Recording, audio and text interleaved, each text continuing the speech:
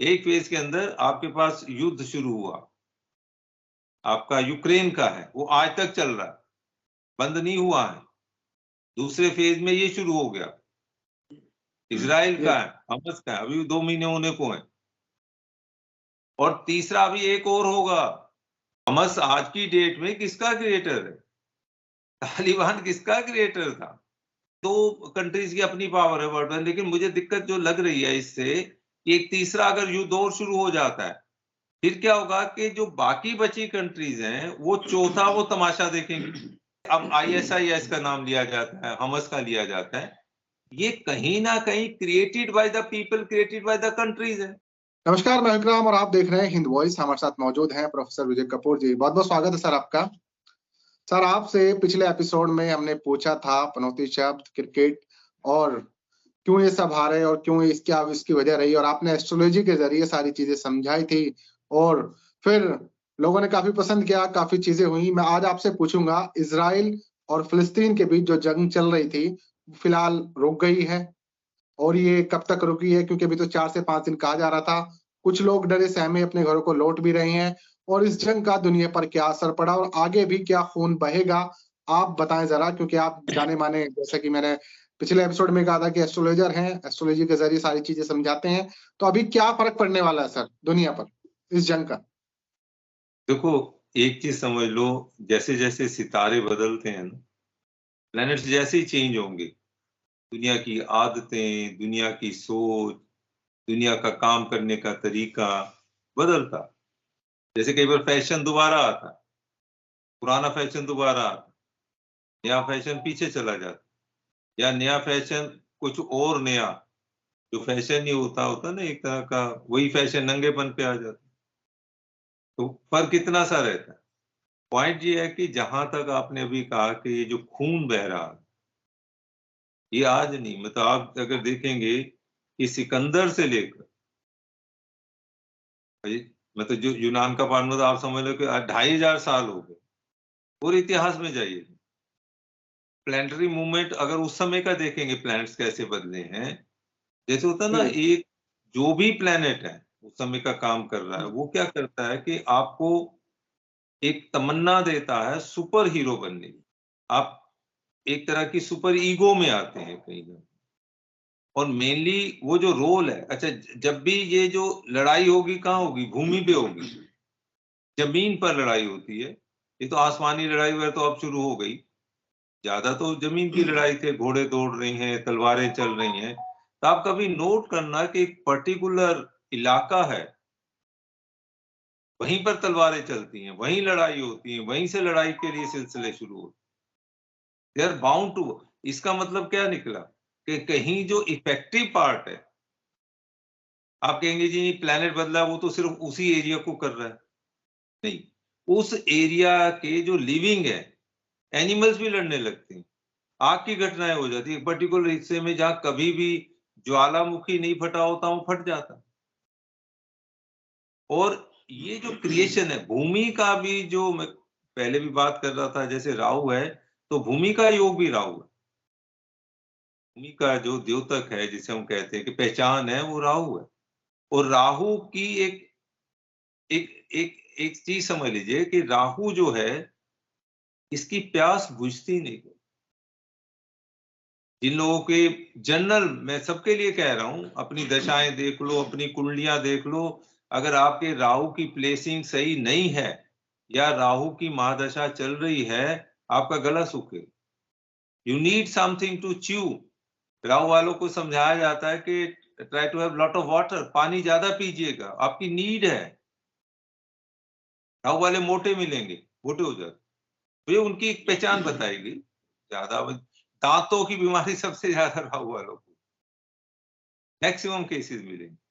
वो जो फैक्टर है, अच्छा, वो जो क्या हुआ कि, और राहु जब प्यासा है, मांगता है, भूमि का मालिक है, पानी तो उसके पास है, लेकिन खून से फिर प्यास हो जाती, लड़ाई होगी, मरेंगे।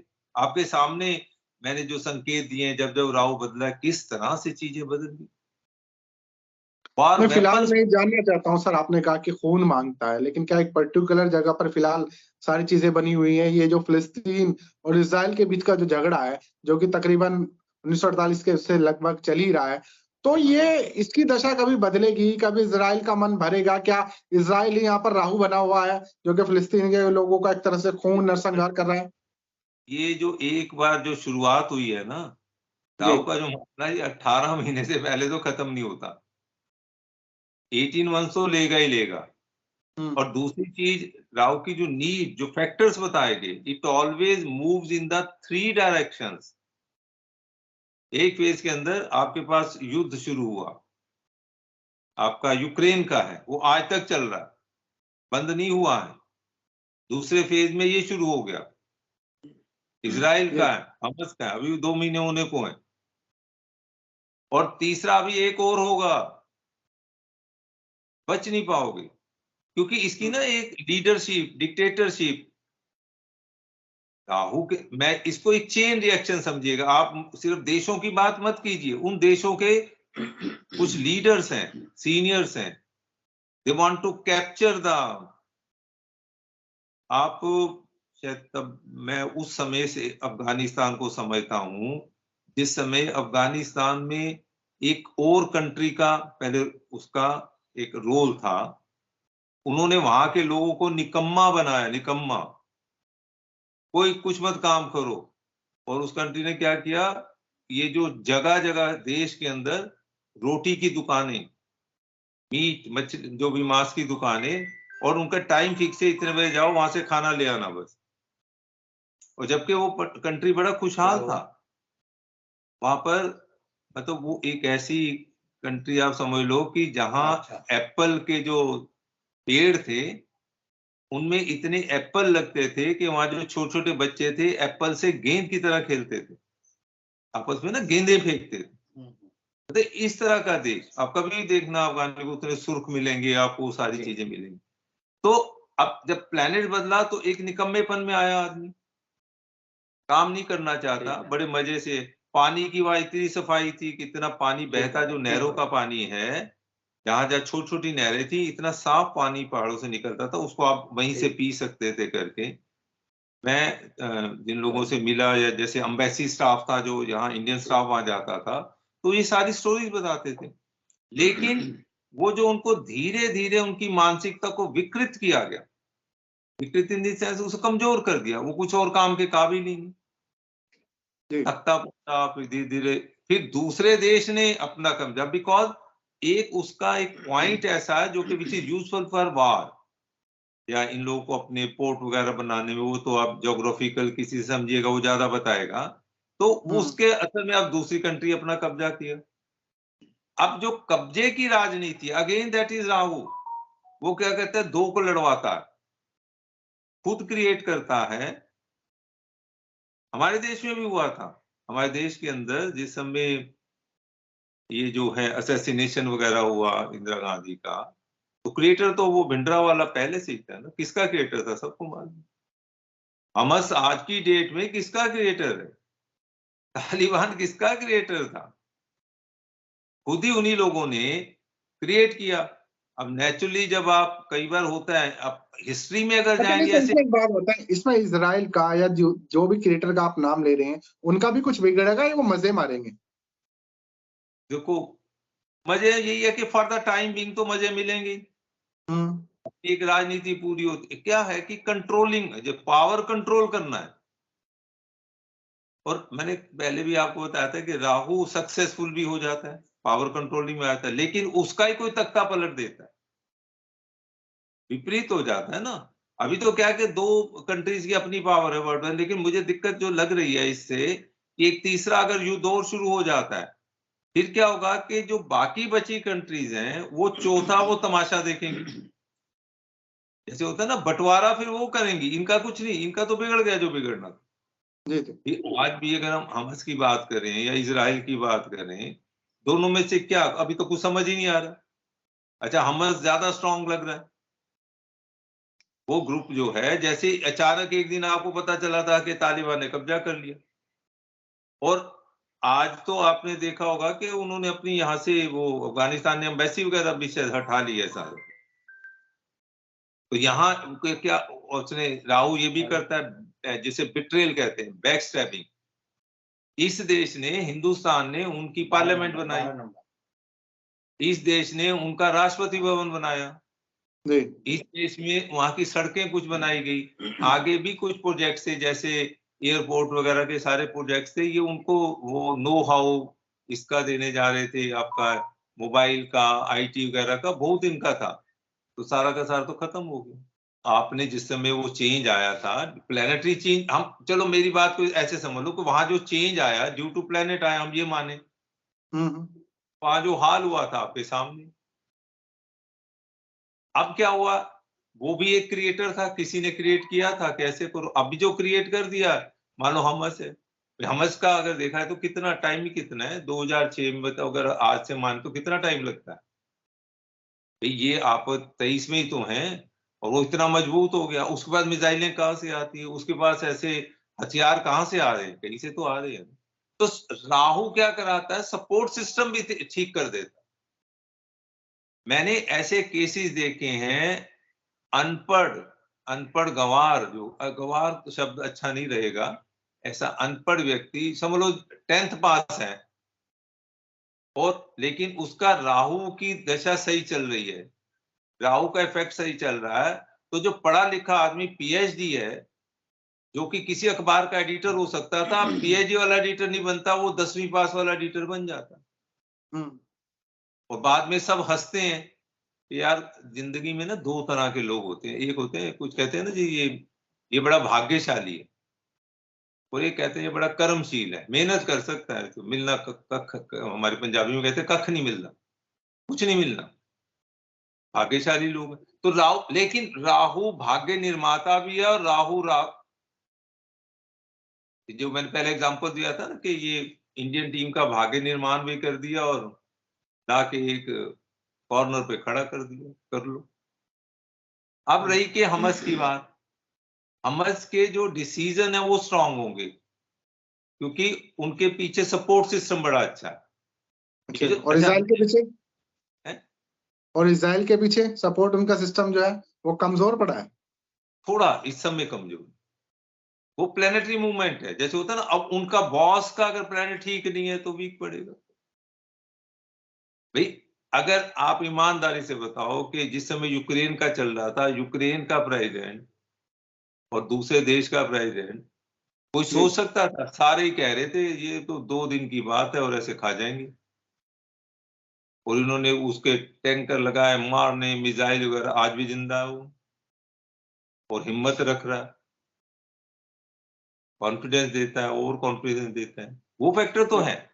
और ये जो 3 दिन की जैसे सीज फायर, तो राहु की एक्टिविटी ऐसे होती है, कभी किसी की राहु की अगर दशा आ जाए तो हम कहते हैं कि तेरे को 3 ऑप्शन मिलेंगे, क्योंकि आपने देखो 3-3 बीवियां हो जाती हैं। अब सारे लोग अपना राहु देखना शुरू करेंगे कि देखें जरा हमारी 2 हो सकती है कि 3 हो सकती है। पॉइंट क्या है, वो इफेक्ट ही ऐसे करेगा, 3 अपॉर्चुनिटी देगा आपको एक साथ, 3 नौकरियों का ऑफर आ जाएगा। You have to decide, you have to go for the best. जाता भी आदमी को मिलता है, ऐसा नहीं है, लेकिन जो राजनीतिक धरातल पर राहु के कारण, इसी देश के अंदर एक प्रधानमंत्री थे, उन्होंने सिर्फ 9 महीने पहले इलेक्शन लड़ने का निर्णय ले लिया, सरकार चली गई, जबकि 100% श्योरिटी थी कि यही बनेंगे, यही जीतेंगे। ये कारण। और दूसरी तरफ यह है कि आप ही, जैसे होता है ना, कोई आपकी गाड़ी का ड्राइवर हो तो कल को आपको ड्राइवर बना लेगा वो, और खुद जो है पीछे बैठा हो। तो पॉइंट, हम देशों की बात कर रहे हैं, लेकिन जनरल टेंडेंसी तो देश क्या है, मतलब अगर सिस्टम में देखे, एक आदमी ऊपर बैठा हुआ है, वो कह रहे जी मैं पूरे देश का मालिक हूं, मैं देश को चलाता हूं। अब उसकी अगर उसी को, ऐसे केसेस है हिस्ट्री में देखिएगा, एक राजा को उसके ही सिपाही ने, सिपाही भी नहीं, वो जो घोड़ों की सफाई करता था, उसने मार दिया, वो खुद राजा बन गया।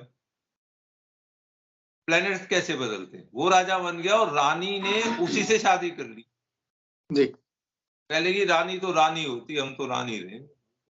बुद्धिहीनता उसका मतलब आप किसी भी वैल्यू सिस्टम पे नहीं आए। झूठ बोलने में माहिर, वाणी में कटुता बोलने में, और शराफत नाम की चीज नहीं। आपको भाई बनाएगा, आप मेरे बड़े भाई, आप जो कहेंगे मैं आपका नौकर, और एक दिन आपकी पीठ पे खंजर घोंप कर चला जाए। रहा जुपिटर का साथ होना, वो फिर दिमागी तौर पर स्ट्रेटेजिकली, कई बार होता है ना आपका प्लान स्ट्रांग है तो आपकी स्ट्रेटेजी स्ट्रांग है।